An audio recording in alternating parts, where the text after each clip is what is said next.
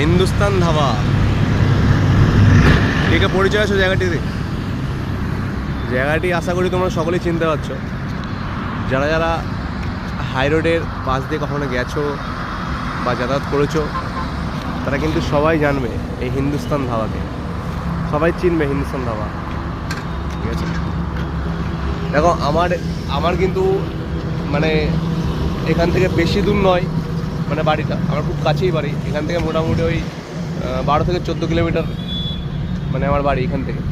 তো আমরা প্রায় কিন্তু এখানে আসি মাঝে মধ্যেই। এবার প্রায় 3 থেকে 4 মাস পর এখানে আসছি।